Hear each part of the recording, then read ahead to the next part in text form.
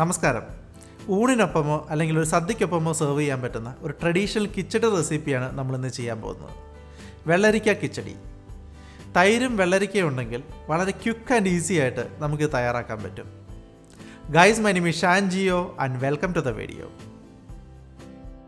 കിച്ചടി വേവിച്ചും വേവിക്കാതെയും ചെയ്യാറുണ്ട്. നമ്മളിന്നിവിടെ വേവിച്ചാണ് ചെയ്യുന്നത്. വെള്ളരിക്ക കിച്ചടി ഉണ്ടാക്കാനുള്ള നമ്മുടെ പ്രധാന ഇൻഗ്രീഡിയൻ്റ് ആണ് വെള്ളരിക്ക.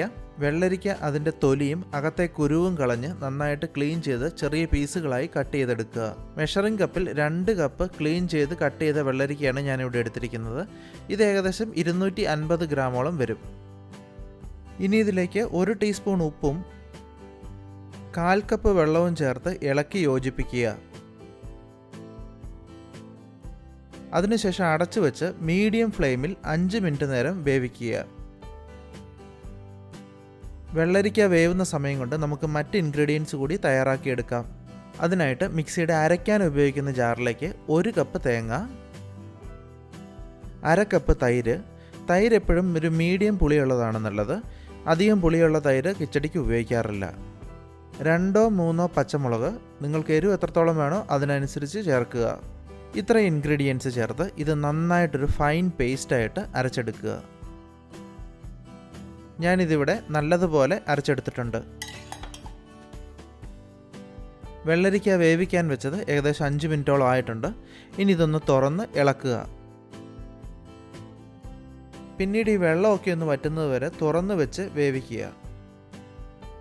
ഇതിപ്പോൾ ഏകദേശം ആയിട്ടുണ്ട്. ഇനി ഇതിലേക്ക് നേരത്തെ അരച്ചു വെച്ച തേങ്ങയും മറ്റ് ഇൻഗ്രീഡിയൻസും ചേർക്കാം. തീ എപ്പോഴും മീഡിയം ഫ്ലെയിമിൽ തന്നെ മെയിൻറ്റെയിൻ ചെയ്യുക. ആദ്യം തൈരും മുളകും ചേർത്ത് നന്നായിട്ട് അരച്ച തേങ്ങ, പിന്നീട് നന്നായിട്ട് ബീറ്റ് ചെയ്ത് ഉടച്ചെടുത്ത 1/2 കപ്പ് തൈര്, ഇത്രയും ചേർത്ത് ഒന്ന് ഇളക്കി യോജിപ്പിക്കുക. ഇനി 1/4 ടീസ്പൂൺ കടുക് എടുത്ത് അതൊന്ന് ഇടിച്ച് ചതച്ച ശേഷം ഇതിലേക്ക് ചേർക്കുക. ഇതാണ് പച്ചടിയും കിച്ചടിയും തമ്മിലുള്ള പ്രധാന വ്യത്യാസം. പച്ചടിയിൽ നമ്മൾ കടുക് ചതച്ച് ചേർക്കില്ല, എന്നാൽ കിച്ചടിയിൽ കടുക് നമ്മൾ ഇതുപോലെ ക്രഷ് ചെയ്ത് ചേർക്കും. ഇനി ഇതൊന്ന് ഇളക്കി യോജിപ്പിക്കുക. പച്ചടിയും കിച്ചടിയും തമ്മിലുള്ള മറ്റൊരു പ്രധാന വ്യത്യാസം, പച്ചടികളിൽ ചിലത് മധുരമുള്ളതാണ്, എന്നാൽ കിച്ചടികളിൽ ഒന്നും തന്നെ മധുരമുള്ളതില്ല. നമുക്കിതിലേക്ക് 1/2 ടീസ്പൂൺ ഉപ്പ് കൂടി ചേർത്ത് ഇളക്കാം. നിങ്ങൾ ഉപയോഗിക്കുന്ന തൈരിൻ്റെ പുളി അനുസരിച്ച് ചെറിയ രീതിയിൽ ഉപ്പിൻ്റെ അളവിൽ വ്യത്യാസങ്ങളുണ്ടാവാം. നമ്മളിപ്പോൾ ഈ കറിയിൽ 1.5 ടീസ്പൂൺ ഉപ്പാണ് ഉപയോഗിച്ചിരിക്കുന്നത്. ടീസ്പൂണാണ്, ടേബിൾ സ്പൂൺ അല്ല, മാറിപ്പോവരുത്. ഇനി ഇത് ആവി വരാൻ തുടങ്ങുന്നത് വരെ കണ്ടിന്യൂസ് ആയിട്ട് ഇളക്കി കൊടുക്കണം. ഒരു കാരണവശാലും ഇത് തിളയ്ക്കരുത്. ഇത് തിളച്ച് കഴിഞ്ഞാൽ തൈരും തേങ്ങയെല്ലാം പിരിഞ്ഞു പോകും. തിളയ്ക്കാൻ തുടങ്ങുന്നതിന് മുമ്പ് തന്നെ ആവി വരാൻ തുടങ്ങും. അപ്പോൾ തന്നെ തീ ഓഫ് ചെയ്യുക. തീ ഓഫ് ചെയ്ത ശേഷം വീണ്ടും ഒരു അല്പനേരം കൂടി ഇളക്കുക, അല്ലെങ്കിൽ പാത്രത്തിൻ്റെ ചൂടുകൊണ്ട് ചിലപ്പോൾ തിളച്ചു പോകാൻ സാധ്യതയുണ്ട്. ഇനി ഇതിലേക്ക് കടുക് താളിച്ചൊഴിക്കണം. അതിനായിട്ട് ഞാനിവിടെ ഒരു പാനിൽ 3 ടേബിൾ സ്പൂൺ എണ്ണ ചൂടാക്കാൻ വെച്ചിട്ടുണ്ട്. എണ്ണ ചൂടായി കഴിയുമ്പോൾ ഇതിലേക്ക് 1/2 ടീസ്പൂൺ കടുക് ചേർക്കുക. കടുക് പൊട്ടാൻ തുടങ്ങുമ്പോൾ തീ ലോ ഫ്ലെയിമിലേക്ക് വെക്കുക.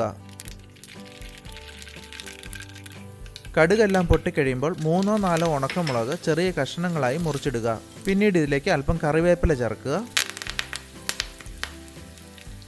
ഉണക്കമുളകിൻ്റെ കളറൊക്കെ മാറി ഇതൊന്ന് മൂത്ത് വരുമ്പോഴേക്കും നമുക്കിത് തയ്യാറാക്കി വെച്ചിരിക്കുന്ന പച്ചടിയിലേക്ക് ചേർക്കാം. കടുക് താളിച്ച് ഇതിലേക്ക് ഒഴിച്ച ഉടനെ തന്നെ ഒരടപ്പ് ഉപയോഗിച്ച് അടച്ചു വെക്കുക. ഇങ്ങനെ ഉടനെ തന്നെ ഇത് അടച്ചു വെക്കുമ്പോഴാണ് താളിച്ചതിൻ്റെ ഫ്ലേവർ മുഴുവൻ ഈ കറിയിലേക്ക് ഇറങ്ങുന്നത്. പിന്നീട് ഒരു 5-10 മിനിറ്റിന് ശേഷം മാത്രം ഇത് ഇളക്കി യോജിപ്പിക്കുക. വെള്ളരിക്ക കിച്ചടി ഇതുപോലെ വളരെ എളുപ്പത്തിൽ നമുക്ക് തയ്യാറാക്കാൻ പറ്റും. അപ്പോൾ എല്ലാവരും ഇത് ട്രൈ ചെയ്ത് നോക്കണം. ഇൻഗ്രീഡിയൻസിൻ്റെ ലിസ്റ്റ് ഞാൻ ഡിസ്ക്രിപ്ഷനിൽ കൊടുത്തിട്ടുണ്ട്. അതുപോലെ നിങ്ങളുടെ ഫീഡ്ബാക്ക്സ് ഒന്ന് താഴെ കമൻറ്റ് ചെയ്യുക. See you with another video. Thanks for watching.